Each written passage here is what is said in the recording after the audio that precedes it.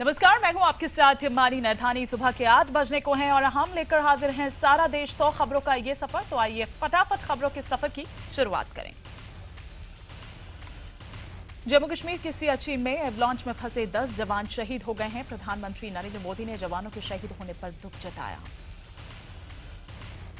बताया जा रहा है कि सियाचिन में 19,000 फुट की ऊंचाई पर एक सेना की चौकी पर बर्फ की एक बहुत बड़ी चट्टान गिर पड़ी थी, जिसमें चौकी पूरी तरह से धंस गई। बर्फ की चट्टान गिरने से धंसी चौकी में फंसे सेना के जवानों को बचाने की हर मुमकिन कोशिश की, लेकिन उन्हें बचाया नहीं जा सका। जम्मू कश्मीर के बांदीपुरा में सुरक्षा बलों और आतंकियों के बीच हुई मुठभेड़ में 2 आतंकी ढेर हो गए। फिलहाल पुलिस ने इलाके में तलाशी अभियान चलाया हुआ है। दरअसल खुफिया जानकारी मिलने के बाद सुरक्षा बलों ने इलाके की नाकेबंदी की और तलाशी अभियान चलाया। इसी दौरान एक घर में छिपे आतंकियों ने सुरक्षा बल पर गोलीबारी करनी शुरू कर दी। जम्मू कश्मीर के राजौरी के नौशेरा सेक्टर में सुरक्षा बलों ने भारी मात्रा में हथियार बरामद किए हैं। यही नहीं, एक ग्रेनेड को भी समय रहते निष्क्रिय कर दिया गया। गोवा एटीएस ने भारतीय सेना के पूर्व मेजर जनरल के बेटे को गिरफ्तार किया है। आईबी और गोवा एटीएस पुलिस के ज्वाइंट ऑपरेशन के दौरान पूर्व मेजर जनरल के बेटे को Vasco D gamma railway station से पकड़ा गया। गोवा एटीएस के मुताबिक पकड़ा गया आरोपी किसी बड़ी आतंकी वारदात को अंजाम देने की फिराक में था। युवक का नाम समीर सरदाना बताया जा रहा है। भारत के नंबर 1 गुनाहगार हाफिज सईद ने एक बार फिर जहर उगला है। सईद ने यह कहा है कि भारत में पठानकोट जैसे अभी और हमले होंगे। कश्मीर का राग अलापते हुए हाफिज सईद ने यह कहा कि ये उसकी जिंदगी का एक मकसद है। बता दें कि आज पाकिस्तान में कश्मीर सॉलिडेरिटी डे मनाया जा रहा है। Salman Khan hit and run मामले में आज सुप्रीम कोर्ट में सुनवाई होगी। निचली अदालत ने सलमान को 5 साल की सजा दी थी, लेकिन हाई कोर्ट ने उन्हें बरी कर दिया था, जिसे महाराष्ट्र सरकार ने सुप्रीम कोर्ट में चुनौती दी है। दिल्ली में एमसीडी कर्मचारियों का लगातार 9वें दिन भी प्रदर्शन जारी रहा। प्रदर्शन के चलते कई इलाकों में जाम लग गया। एमसीडी कर्मचारियों ने सीएम केजरीवाल की सांकेतिक शव यात्रा भी निकाली। मुख्यमंत्री केजरीवाल की अपील के बाद भी हड़ताल पर कोई असर नहीं हुआ। मधुबन चौक पर सड़कों पर उतरे शिक्षकों ने जमकर प्रदर्शन किया और केजरीवाल का पुतला फूंका। इसी बीच दिल्ली के उप मुख्यमंत्री मनीष सिसोदिया ने स्वास्थ्य मंत्री सत्येंद्र जैन को चिट्ठी लिखकर एमसीडी अस्पतालों को टेक ओवर करने के लिए कहा। सिसोदिया ने नगर निगम के तहत आने वाले 7 अस्पतालों को टेक ओवर करने के लिए प्रक्रिया शुरू करने की बात कही। बता दें कि एमसीडी अस्पतालों में डॉक्टर्स के साथ ही नर्सेज भी शामिल हैं। दिल्ली में नर्सरी एडमिशन को लेकर आज दिल्ली हाई कोर्ट में अहम सुनवाई होगी। दिल्ली सरकार के उस फैसले को कुछ अभिभावकों ने चुनौती दी है, जिसमें दाखिले की अधिकतम उम्र सीमा सरकार ने 4 साल तय की है। हाई कोर्ट गए अभिभावकों का कहना है कि उनके बच्चों की उम्र 4 साल से ज्यादा है, लिहाजा सरकारी आदेश से उलट उन्हें दाखिले के आवेदन की अनुमति दी जानी चाहिए। वहीं गुरुवार को दिल्ली हाई कोर्ट ने केजरीवाल सरकार के उस आदेश पर रोक लगा दी, जिसमें दाखिले के लिए मैनेजमेंट कोटा समेत 62 मानदंडों को खत्म करने की बात कही गई थी। विशाखापट्टनम में 5 दिन का इंटरनेशनल फ्लीट रिव्यू 2016 शुरू हो चुका है। इसमें 54 देशों के 100 से ज्यादा जंगी जहाज अपना दमखम दिखा रहे हैं। भारत से बनते बिगड़ते रिश्तों के बीच चीन भी अपनी नेवी के साथ इस प्रोग्राम में शामिल हुआ। हालांकि पाकिस्तान ने इसमें हिस्सा नहीं लिया। फ्लीट रिव्यू की शुरुआत आंध्र प्रदेश के मुख्यमंत्री चंद्रबाबू नायडू ने की। इस मौके पर डांस परेड आयोजित की गई, जिसमें 24 देशों की नौसेना ने नौसैनिक शक्ति के साथ साथ अपने देश की संस्कृति भी दिखाई। राष्ट्रपति प्रणब मुखर्जी 6 फरवरी को इंटरनेशनल फ्लीट रिव्यू के खास मेहमान होंगे। भारतीय सेनाओं के सुप्रीम कमांडर प्रणब मुखर्जी इस दौरान इंटरनेशनल फ्लीट रिव्यू की सलामी लेंगे, जिसके लिए खासतौर पर आईएनएस सुमित्रा को तैयार किया गया है। 1953 से लेकर साल 2011 के बीच भारतीय नौसेना 10 फ्लीट रिव्यू आयोजित कर चुकी है। विदेशी नौसेनाओं की हिस्सेदारी वाला पिछला इंटरनेशनल फ्लीट रिव्यू पश्चिमी समुद्री सीमा पर मुंबई में फरवरी 2001 में किया गया था। गुजरात के सूरत से सड़क हादसे का एक दिल दहला देने वाला वीडियो सामने आया है, जिसमें एक कार बाइक सवार को तेजी से टक्कर मारती नजर आ रही है। इस घटना के बाद से बाइक सवार कोमा में है। ये घटना 29 जनवरी की है। पुलिस ने अब तक आरोपी कार ड्राइवर मंजल देसाई को गिरफ्तार नहीं किया है, जो एक रिटायर्ड पुलिस अधिकारी का बेटा है। बिहार के समस्तीपुर में छेड़खानी के एक आरोपी लड़के को भीड़ ने जमकर पीटा। मौके पर पहुंची पुलिस ने युवक को हिरासत में ले लिया। पश्चिम बंगाल के कूच बिहार में अवैध संबंधों के आरोप में एक महिला की जमकर पिटाई की गई। महिला को पीटने वाली भी महिलाएं ही थी। इधर लखनऊ में सरेआम 2 महिलाएं आपस में लड़ती हुई नजर आईं। खबरों के मुताबिक एक महिला को शक था कि उसके पति का दूसरी औरत के साथ संबंध है, जिसके बाद उसने महिला से हाथापाई करनी शुरू कर दी। मुंबई के अंधेरे इलाके में एक व्यापारी की चाकू भोंककर हत्या कर दी गई। सरेआम हुई इस हत्या की जो वारदात है सड़क किनारे लगी सीसीटीवी में कैद हो गई। तस्वीरों में साफ नजर आ रहा है कि एक व्यापारी पर बदमाशों ने कैसे चाकू से हमला किया। पहले एक बदमाश ने हमला किया, फिर दो और बदमाशों ने हमले में उसका साथ दिया। व्यापारी को बचाने के लिए उसके घर वाले दौड़े। हमला करने आए 3 आरोपियों में से 2 आरोपियों को मौके पर ही लोगों ने पकड़ लिया और पुलिस के हवाले कर दिया। बिहार में गया के एक गांव में हाथियों के झुंड ने जमकर उत्पात मचाया। हाथियों के झुंड को वहां से भगाने के लिए वन विभाग की टीम को कड़ी मशक्कत करनी पड़ी। वन विभाग की टीम जब तक हाथियों के झुंड को भगाती तब तक उन्होंने किसानों की फसलों को काफी नुकसान पहुंचा दिया था। शाम को आग जलाकर किसी तरह से इन हाथियों के झुंड को भगाया गया। श्रीनगर के मुजाहिद मंजिल इलाके में करीब आधा दर्जन घरों में भयंकर आग लग गई। आग लगने की वजह अभी तक साफ नहीं हो पाई है। आग इतनी बेकाबू हो गई कि देखते ही देखते आसपास के कई घरों को इसने अपनी चपेट में ले लिया। आग को बुझाने के लिए दमकल की कई गाड़ियों को घंटों मशक्कत करनी पड़ी। प्रधानमंत्री नरेंद्र मोदी आज असम का दौरा करेंगे। पीएम मोदी सबसे पहले 10:30 बजे आईओसी की फैक्ट्री का उद्घाटन करेंगे। इसके बाद पीएम तिनसुकिया में चाय बागान में काम करने वाले लोगों से मुलाकात करेंगे। इसके अलावा प्रधानमंत्री शिवसागर में मंदिर का दौरा करेंगे और जनसभा को संबोधित करेंगे। प्रधानमंत्री अपने दौरे में गुवाहाटी में दक्षिण एशिया खेलों की शुरुआत भी करेंगे। रात को पीएम मोदी विशाखापट्टनम के लिए रवाना होंगे। बीजेपी सांसद शत्रुघ्न सिन्हा ने पीएम मोदी पर तंज कसते हुए कहा कि हम तो दिल की बात कर रहे हैं, मन की बात तो कोई और करता है। सिन्हा को पार्टी से हटाने के लिए बीजेपी कार्यकर्ताओं ने पटना में पोस्टर्स लगाए। गुरुवार को हुई सर्वदलीय बैठक में यह तय हुआ कि बजट सत्र का पहला चरण 23 फरवरी से 16 मार्च तक, दूसरा चरण 25 अप्रैल से 23 मई तक चलेगा। वहीं 25 फरवरी को रेल बजट और 29 फरवरी को आम बजट पेश किया जाएगा। हराल केस में गांधी परिवार सुप्रीम कोर्ट पहुंचा और हाई कोर्ट के उस आदेश को चुनौती दी है जिसके तहत उन्हें समन जारी करने के ट्रायल कोर्ट के आदेश को बरकरार रखा गया था। बता दें कि बीजेपी नेता सुब्रमण्यम स्वामी की शिकायत के बाद सोनिया और राहुल गांधी को समन जारी किया गया था। स्वामी ने यंग इंडिया लिमिटेड कंपनी के जरिए नेशनल हेराल्ड के अधिग्रहण में धोखाधड़ी और विश्वासघात का आरोप लगाया था। चैरिटेबल कंपनी के तौर पर रजिस्टर इस कंपनी में सोनिया और राहुल गांधी के बतौर डायरेक्टर हिस्सेदारी है। वायु प्रदूषण के मुद्दे पर सुनवाई के दौरान दिल्ली हाई कोर्ट ने टिप्पणी की कि अगर दिल्ली में जाम के ऐसे ही हालात रहे तो दिल्ली सरकार को हेलीकॉप्टर सेवा शुरू करनी होगी ताकि इमरजेंसी में लोग जरूरी जगहों पर पहुंच सकें। इधर पंचायत में महिलाओं के आरक्षण को 33% से बढ़ाकर 50% करने की तैयारी की जा रही है। इसके लिए केंद्र सरकार आगामी बजट सत्र में संशोधन बिल लाने वाली है।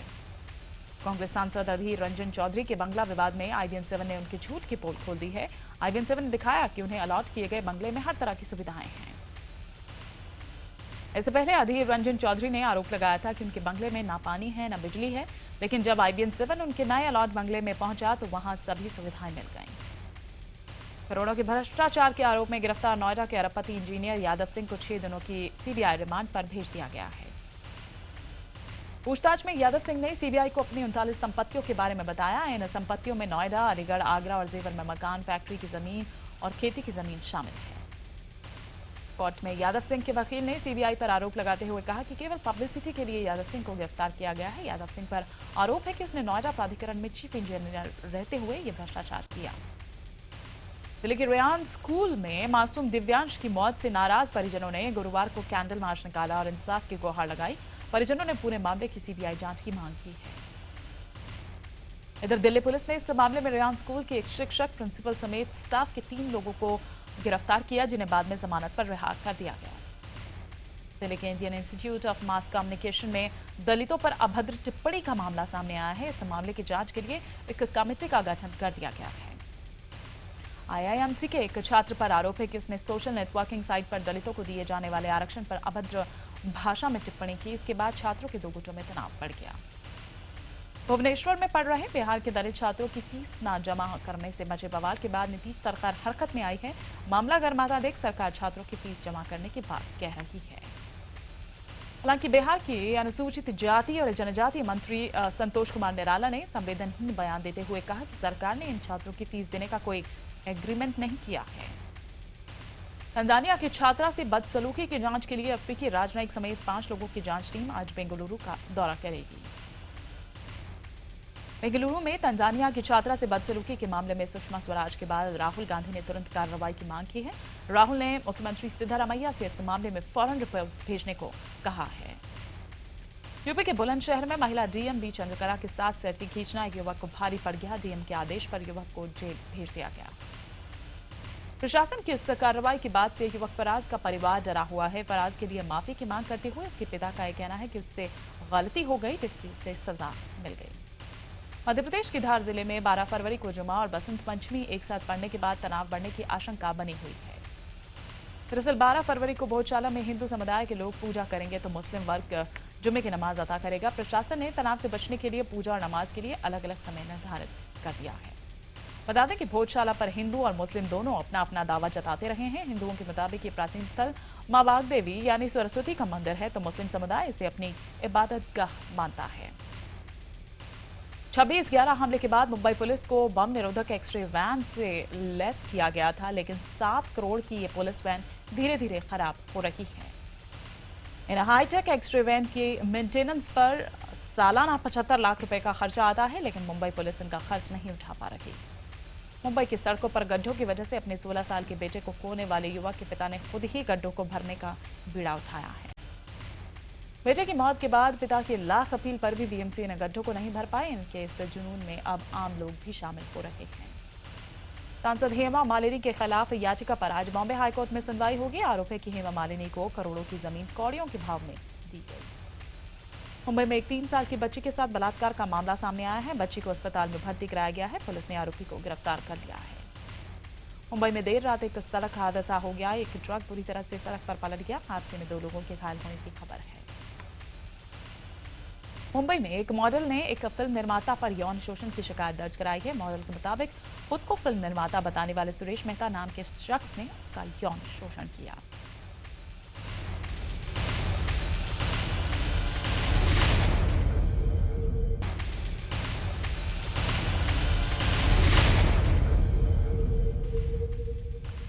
इलाहाबाद में बेखौफ बदमाशों ने आईजी रेलवे के बंगले के बाहर बाइक सवार 2 भाइयों को गोली मार दी। एक भाई की मौत हो गई, जबकि दूसरा गंभीर रूप से जख्मी है। यौन शोषण के आरोपों से घिरे भारतीय हॉकी कप्तान सरदारा सिंह के मामले की जांच एसआईटी को सौंप दी गई है। हालांकि सरदारा सिंह ने सभी आरोपों से इनकार किया है। क्रिकेटर रविंद्र जडेजा आज राजकोट की इंजीनियर रिवाबा सोलंकी से सगाई करेंगे। रिवाबा फिलहाल सिविल सर्विस एग्जाम की तैयारी कर रही हैं। जडेजा की मंगनी का कार्यक्रम आज सुबह 9 बजे उनके रेस्टोरेंट जडूज फूड फील्ड में होगी। इसमें शामिल होने वाले मेहमानों की लिस्ट पर अभी तक सस्पेंस बना हुआ है।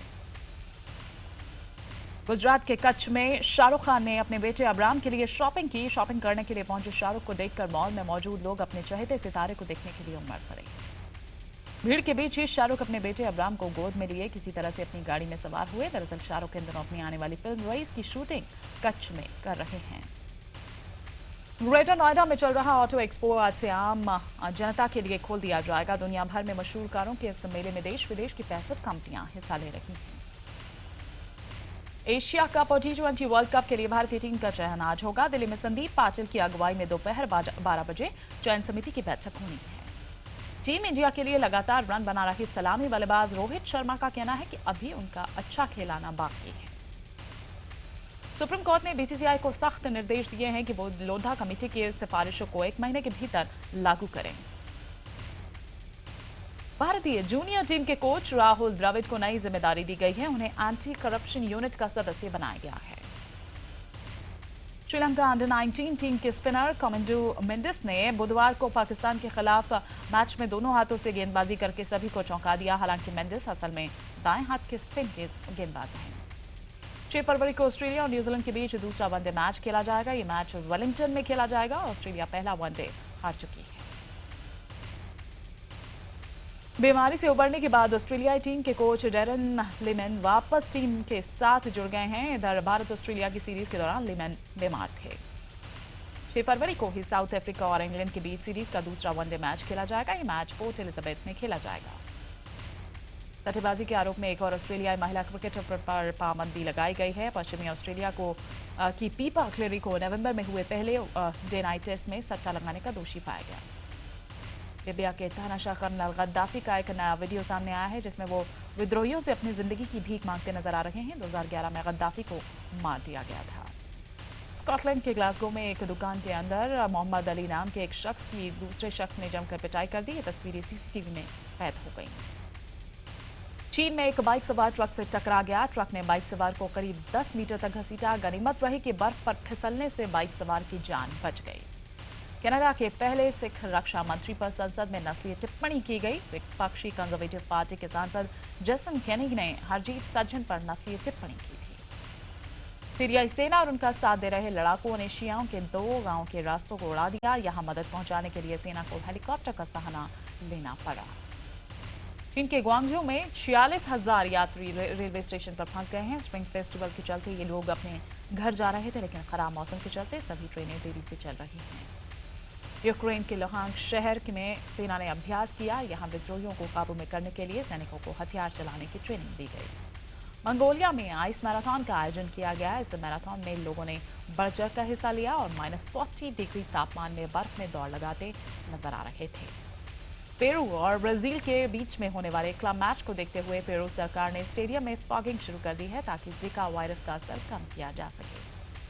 आज फ्राइडे है और बॉक्स ऑफिस पर सनी देओल की फिल्म घायल वंस अगेन रिलीज हो रही है। घायल नाम से सनी की फिल्म 26 साल पहले रिलीज हुई थी। रणबीर कपूर से अपने संबंधों के बारे में कटरीना कैफ ने कुछ भी कहने से इनकार कर दिया। IBN7 ने जब उनसे पूछा तो उन्होंने कहा कि ये व्यक्तिगत मामला है, केवल फिल्म के बारे में पूछें। पंजाबी फिल्म ओंकार के निर्देशक ने प्रियंका चोपड़ा पर अपनी फिल्म का कॉन्सेप्ट चुराने का आरोप लगाया है। निर्देशक ने प्रियंका चोपड़ा पर केस कर 5 करोड़ के हर्जाने की मांग की थी। उधर कपिल शर्मा की टीम की सदस्य रहे कीकू शारदा ने comedy nights live telecast show को मिल रही साधारण रिस्पॉन्स पर कहा है कि कृष्णा कभी कपिल की जगह नहीं ले पाएंगे। गोविंदा और रवीना टंडन की जोड़ी लगभग 10 साल बाद फिर से लौट रही है। दोनों एक डांस रियलिटी शो में साथ नजर आएंगे। इससे पहले दोनों कई हिट फिल्में दे चुके हैं।